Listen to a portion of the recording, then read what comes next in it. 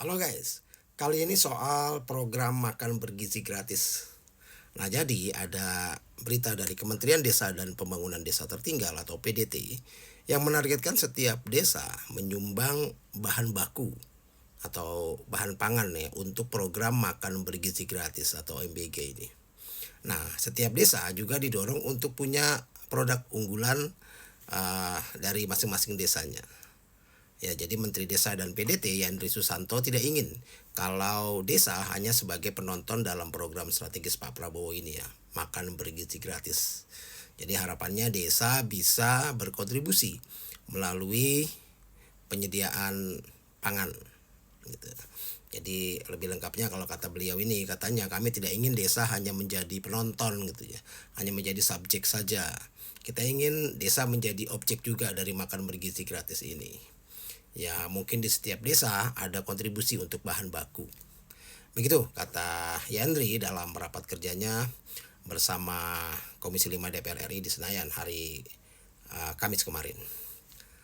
Ini kalau misalnya pemerintah ya langsung membeli bahan baku dari desa, ini bagus sekali karena setelah panen mereka bisa langsung terjual hasil panennya. Nah, tapi ini sumbangan saat ini ya, rakyat kecil, rakyat desa ini untuk memenuhi kebutuhan sehari-hari saja mereka sudah kelabakan. Nah, ini kok disuruh membantu menyediakan bahan pangan untuk program makan siang gratis ini, makan bergizi gratis ini. Ini kan apa ya, seperti pemalakan yang berkedok sumbangan. Gimana ceritanya dan kapan kesejahteraan itu bisa terjadi jika semua masalah, semua program ya rakyat juga yang harus menanggungnya. Kenapa tidak mengobrak-abrik tambang yang sudah jelas-jelas ada uang ratusan bahkan ribuan triliun di sana? Lihatlah korupsi-korupsi yang ada di sana. Kenapa tidak mengejar itu saja? Entah apa yang ada di kepala para pejabat kita sehingga hanya rakyat dan rakyat terus yang menjadi korbannya. Ada cerita ya, seorang kawan di komunitasnya bilang bahwa dia ditawari untuk join proyek ini katanya. Lalu diminta menyiapkan lahan 20 kali 10 untuk dapur.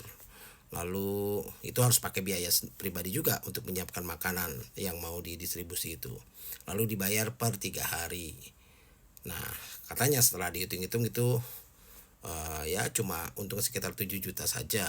Itu pun kalau pembayarannya nggak nunggak atau nggak molor-molor. Kalau menurut saya sih ya, entahlah, saya juga tidak mendengar langsung sih. Tapi siapapun yang mungkin ingin join di program ini, proyek ini, saran saya sih tetap harus hitung-hitung dengan cermat ya. Dan ingat, kalian bekerja sama dengan pemerintah, jadi jangan sampai nasib kalian ya seperti vendor-vendor di BUMN karya gitu ya, yang sudah pakai biaya sendiri, lalu sudah selesai sebelum deadline, tapi nggak dibayar-bayar sampai perusahaannya pailit dan bangkrut. Ya, makan bergizi gratis ini kan proyek unggulan Pak Prabowo ya, tapi kenapa ya eksekusinya begitu berantakan banget gitu ya. Plannya nggak jelas, sumber dananya nggak jelas, penerimanya pun bahkan nggak jelas gitu. Dan ujung-ujungnya ya rakyat yang membantu rakyat juga. Salam.